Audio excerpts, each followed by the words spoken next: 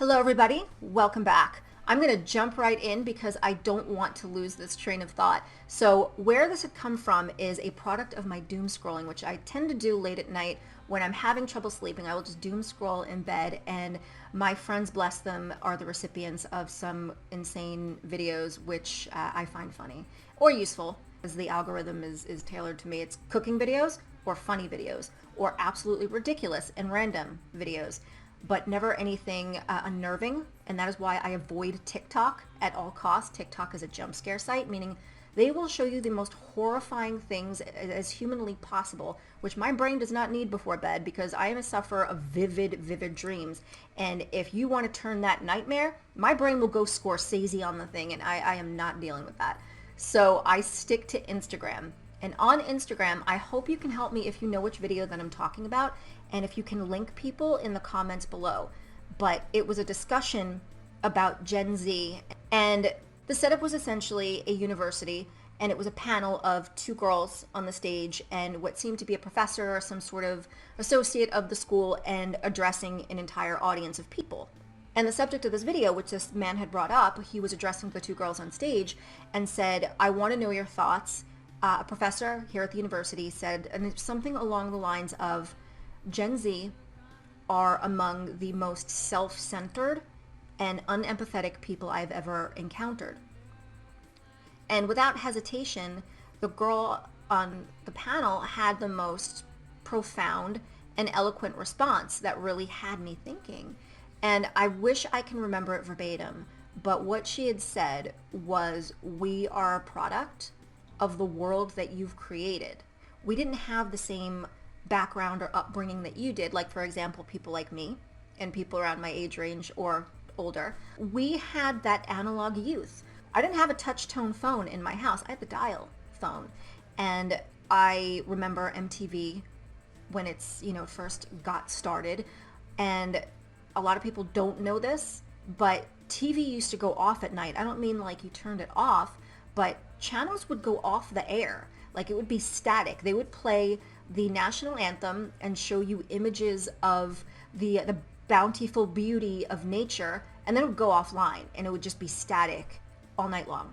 So you couldn't really watch TV all night unless you had cable, and I don't remember when that kind of came into effect for people, because we didn't have cable for many years. I think it wasn't until I turned like 12 or 13 that we got cable in my house.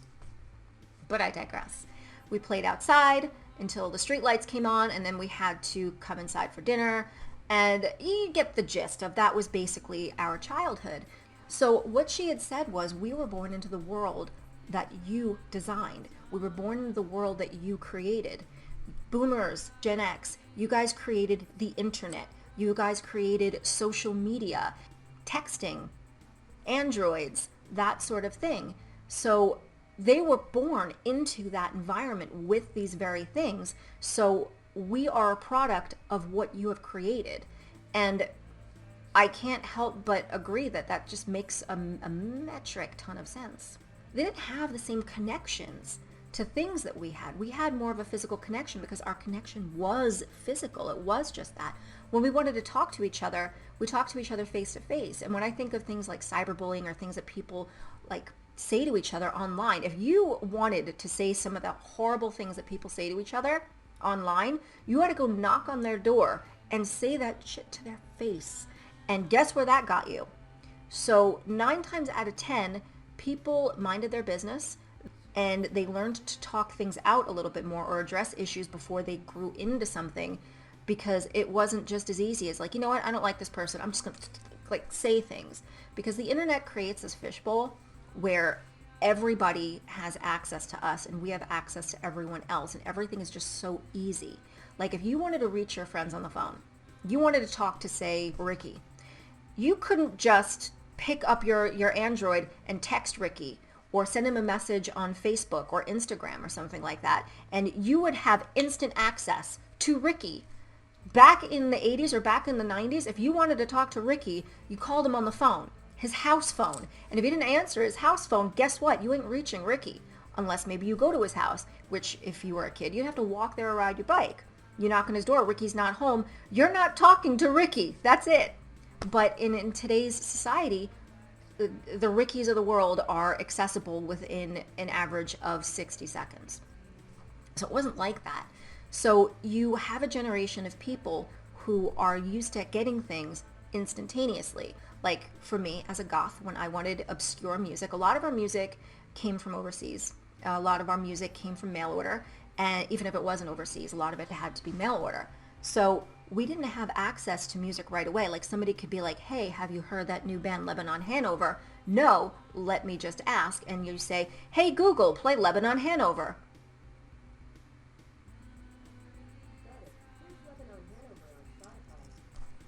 See what I mean? Hey, Google, stop. You had to consult your isolation tank or your digital underground, or perhaps you're going to go see Middle Pillar when they're vending at the latest event, and you have to see if they have it. And then read that short little blurb, or hope that somebody has the CD to where you can actually hear it. But on average, if you wanted to hear Lebanon Hanover, you would have to go through a bunch of different channels, and on average, you'd be waiting at the very least a week until you heard a track from Lebanon Hanover, versus right now where I just asked Google and it was right about to play it. So that's one thing. So it's created a generation of people who are used to things that are instantaneous and things that are very, very accessible. Another example, DoorDash. Things like DoorDash, Uber Eats, Grubhub, that kind of thing. If you say, wow, I really want McDonald's, and it's 1996 and you don't have a car, you're not getting McDonald's. But if it's 2023 and you're like, hey, I want McDonald's, you're going to get it delivered to your house in like 25, 30 minutes. So it's that accessibility. And that's kind of one of the things that I was thinking about too. Because one of the other things I was thinking about is how would you explain the world today to somebody who died in the year 2000? And that's something I think about because my father died in the year 2000 and he died before the world changed forever. For a lot of people, that was 9/11. My father died in 2000. If he were to, say, come back to life somehow miraculously today, how would I explain the world 23 years later to him? And I'd have to start from the very beginning. First of all, I'd have to start with reality TV and tell him about a show called The Osbournes. He loved Ozzy Osbourne. Well, guess what? Him and his family did a reality show. I have to explain e-cigs to him because he'd be looking around saying, why are people sucking on pens that smell like cotton candy? I would have to explain androids. Like, why is everybody walking around looking at this little rectangle? I'd have to explain where the Twin Towers went. I would have to explain froyo places. If my father walked through my front door in the year 2023 after being dead for 23 years, he would take one look at my dog that approached him to greet him and scream, tear ass out the door. Why? My dog is a pit bull. And a lot of you are probably a little bit confused about that. Like, well, yeah, so what? Why? Back in the year 2000, nobody had a pit bull as a pet, and the only reason you had that dog was to basically kill anybody that came through that door. That was not a dog that you pet. And they had a much different reputation back in the day. So it took very many years for them to kind of become ingratiated into the home where people realized, okay, they're not a bad dog. But you introduce somebody from the year 2000, for example, and they're going to be climbing up the nearest tree. Isn't it weird, by the way, how like one short video that leads you down this rabbit hole of incessant thought, like it was just a girl explaining how she's a product of the world that was created for her. She was born into social media. She was born with an iPad in her hand, and for as long as she can remember, she's playing on a tablet. The way that we interact with each other, the way that we interact with the world is so drastically different. And even myself, even though I'm not Gen Z, I am a Zennial, which means I am 50% Gen X and I'm 50% millennial because I experienced that exact same analog childhood that a Gen X would have experienced, but I had that technology that millennials have grown up with. So it's kind of that like straddling that line. So I'm in that little micro generation, so I understand both and I understand both sides of it.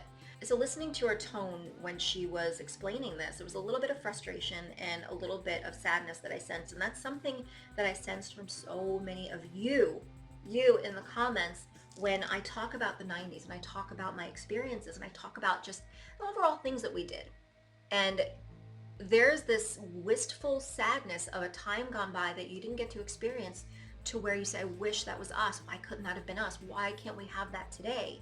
And I can tell that it's not that you want things to be the way that they are, it's just that they are, and you're working with what you have. Nobody can begrudge you that.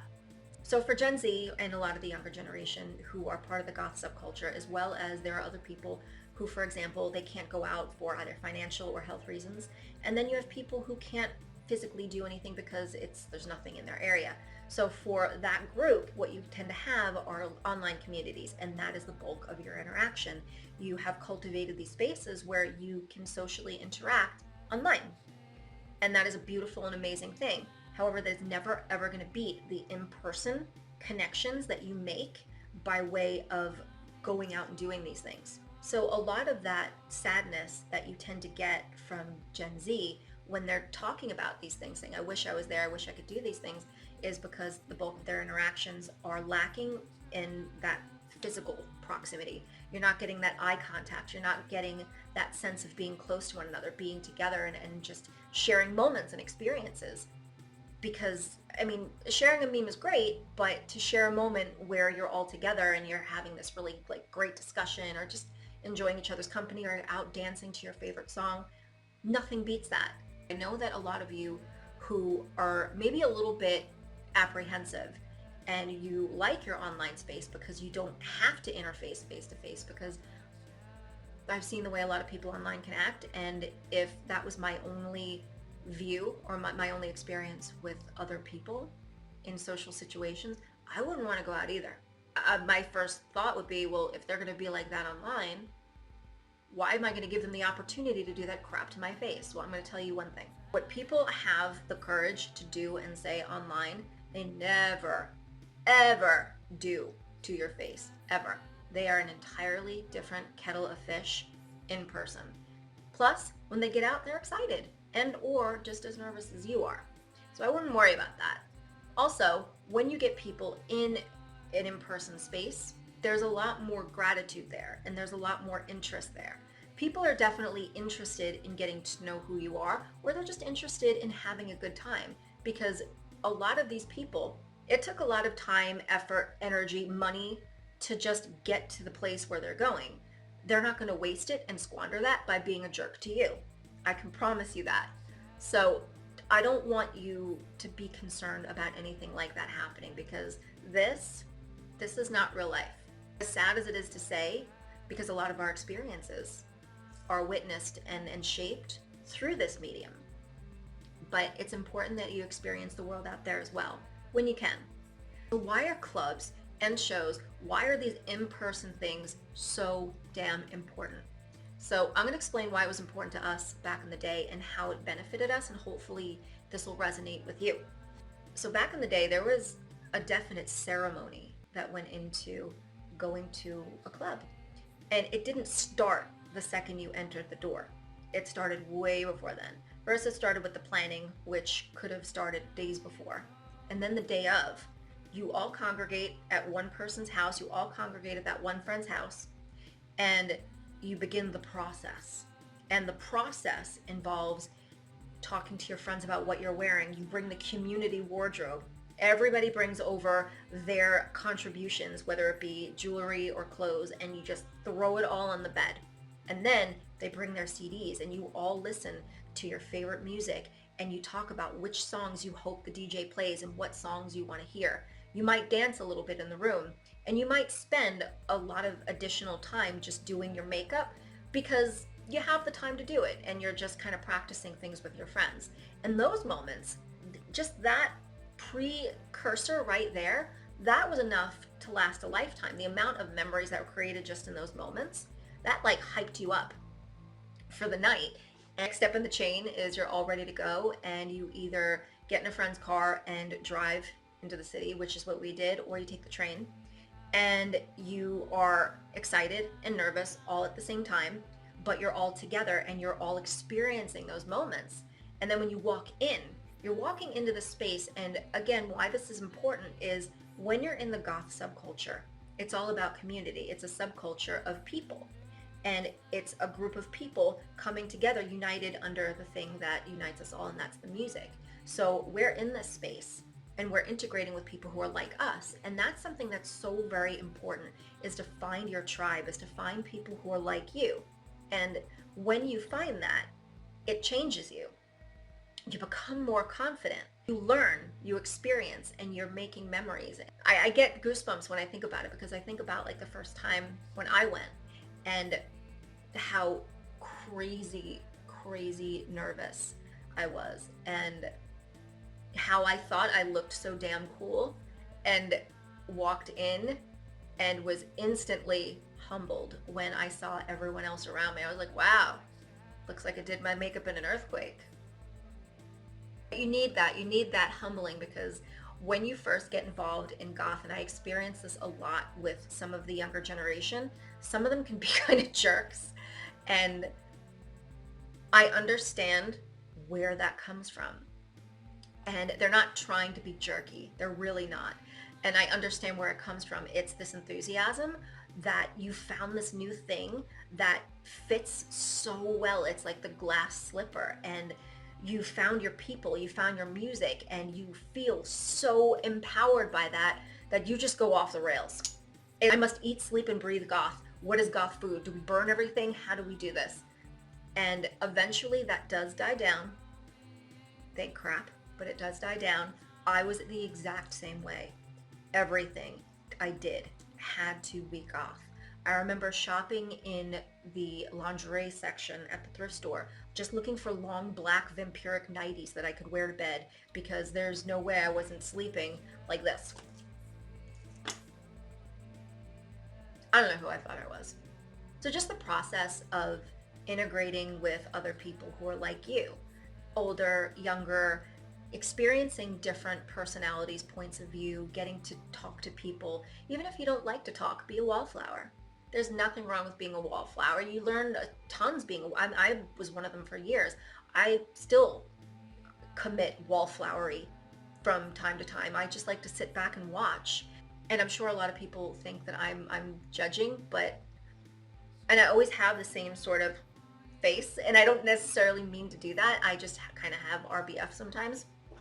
And I think that is probably a lot of the reason why I don't have a lot of the same experiences as my peers did in the 90s. And something of note, so I came up in the 90s in New York City during the whole Club Kid era. We're talking Limelight, Michael Alec, that kind of thing. They were features in the club circuit. So you'd get a lot of people that would integrate and sometimes end up in goth spaces, or sometimes just for fun, we'd end up in their spaces. Limelight, we went to the Limelight. So there were a lot of illegal substances around, but it was never, ever offered to me. And I think back as to why that might have been. Surely I'm a prime target for that kind of thing, right? But now, I must have had stranger danger written all over me, because I would constantly, I saw pictures of me and I would walk around like this. So I guess that's probably the reason. Meanwhile, inside my head, I'm twirling to Lycia and daydreaming about John Koviak. So it's a funny contrast, and that face is probably what like kept me safe. So I don't want to be naive to think that that kind of thing wasn't around me, because I know it was. The news articles are there. It definitely was. And I had friends who dabbled. They got it from somewhere. So I fortunately was able to bypass that. But I want you to bypass that as well, because it ain't worth it.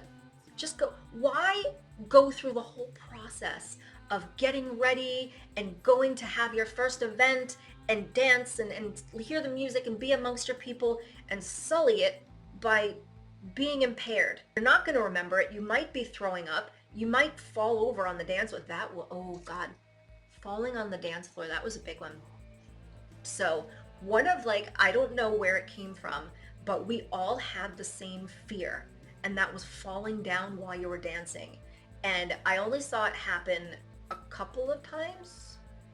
One was a guy, I think he was in Terminal Sect, and he was wearing stiletto heels. He fell. He was drunk, but he fell. And another one was at a club called Detour, and it was a girl wearing, so platform Mary Janes at the time were very big. This was I want to say between 98 and 99. So platform Mary Janes were like huge. They had like the chunky heel and the front. She went right down on her ass. And I remember she just balled up on the floor and did one of these. And she was kind of giggling, but we all kind of felt the pain. We're like, it's okay. So it is important for your social development to get out and do these things. It's also important to make those memories. But you also don't want to live that life of regret either when you have like, say, a mortgage or rent and you're in the stage of life where you have no excuses for making dumb, goofy decisions or acting silly because like, well, I'm an adult now. What surely I can't blame that on being young anymore. So make the mistakes when you can still blame it on your age. But that doesn't mean the fun ends either when you get older. It's just different. That's all. As long as you take little bits of ingredients from the past and a little bit of ingredients from now and kind of put them together, you can create like this rich tapestry of wonderful.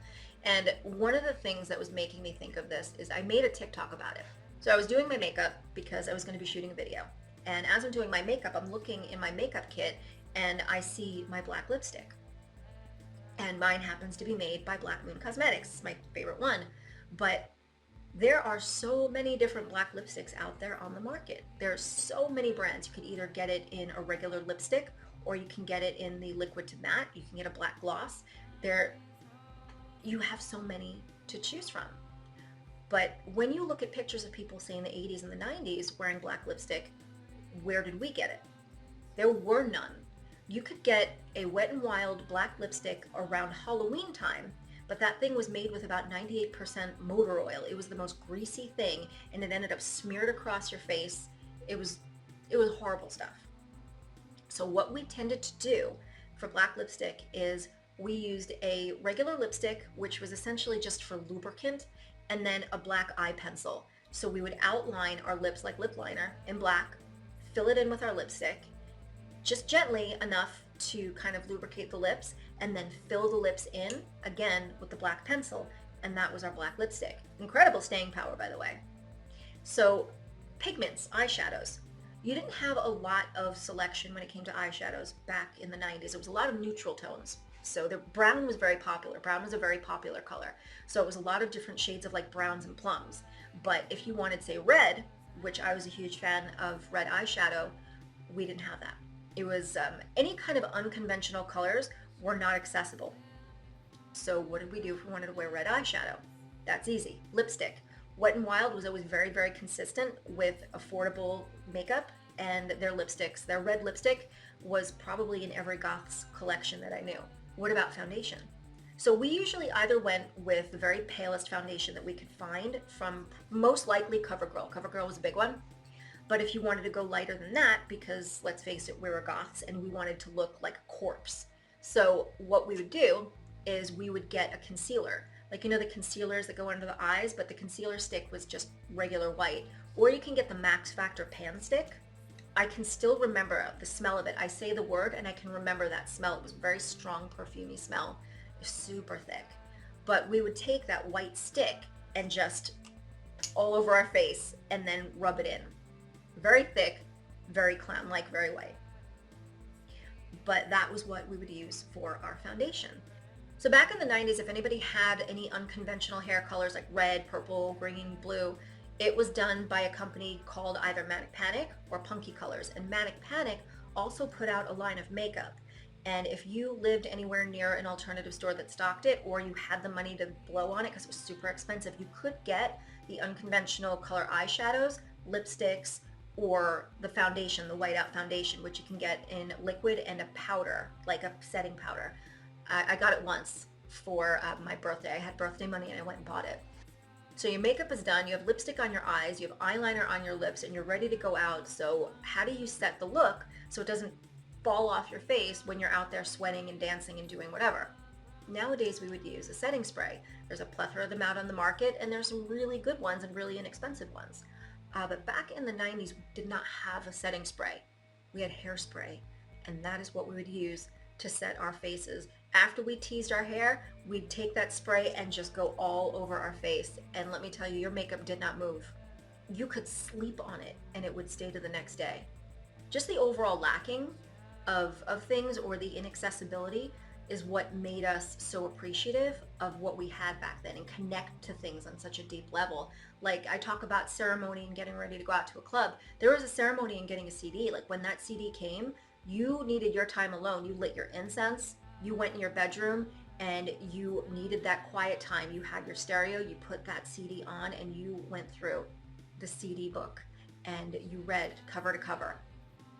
And it was that in itself, like we connected so much to just physical objects. And I know that a lot of people now are wishing that were a thing nowadays. And it's not like it's not accessible. You could still do it. And I wouldn't recommend, if you're younger, going to a goth night or an event by yourself. And if you have friends that aren't into the subculture, ask them to come. Make a night of it. It'll be fun. I don't know if I thought I was like Lestat or something back in the day, but I loved turning people goth.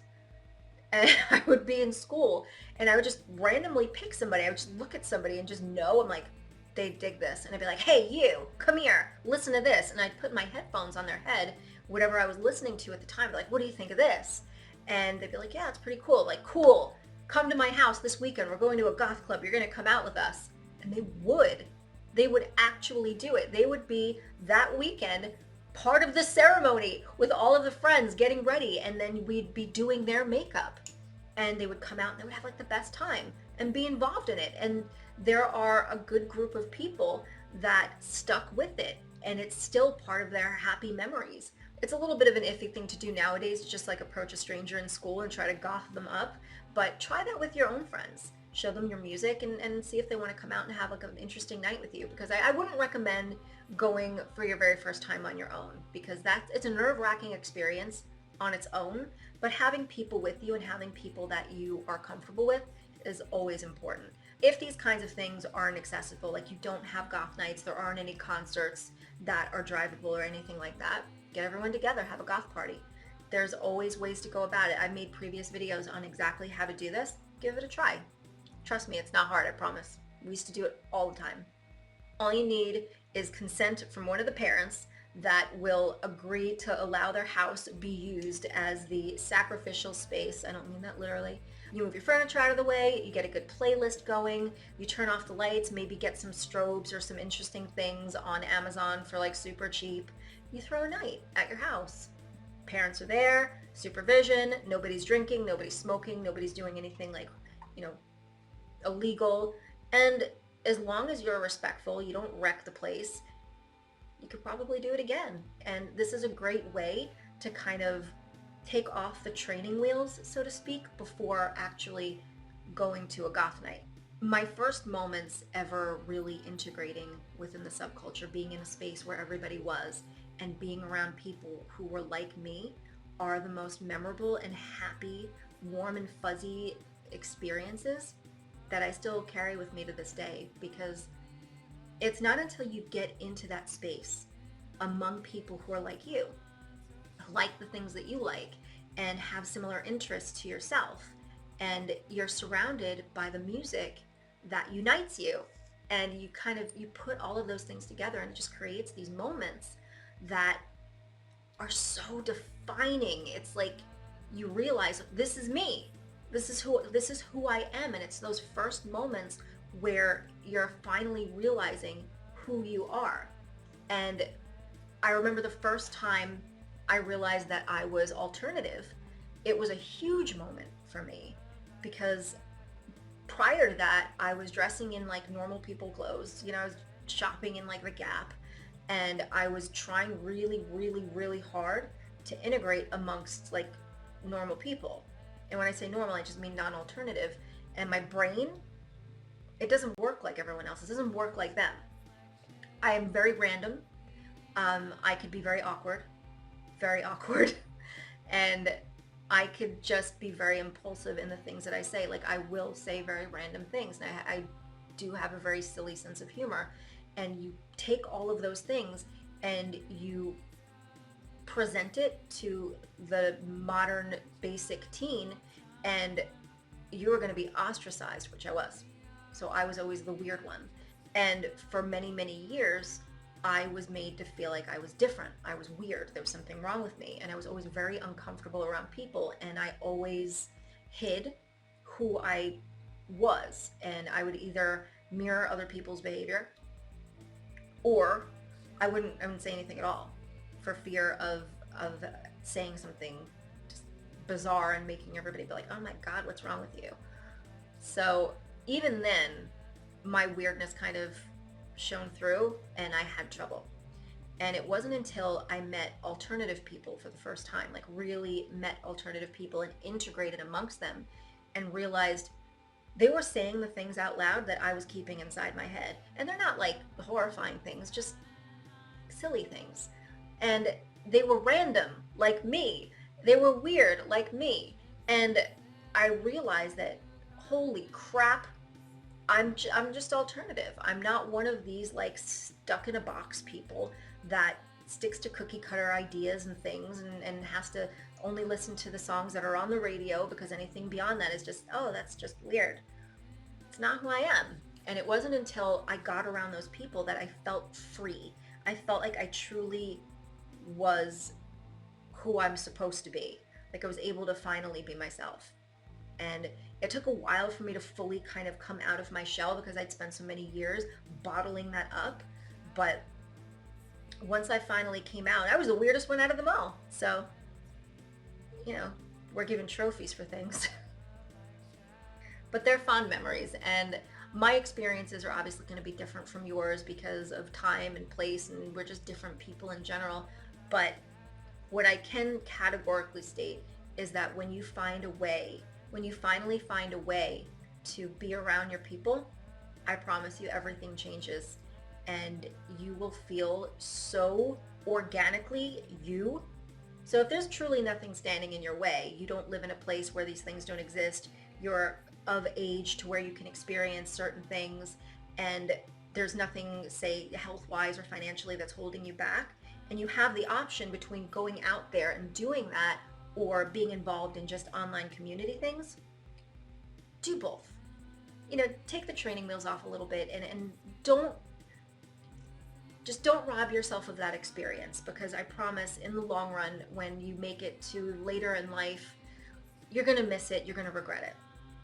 So try it once. If you don't like it, the internet's not going anywhere. Knock on wood. I'm like reliant as well. Thank you for watching. I hope you've enjoyed this, and if you have anything that you would like to contribute, by all means, I'm always happy to hear from you. So until next time, bye.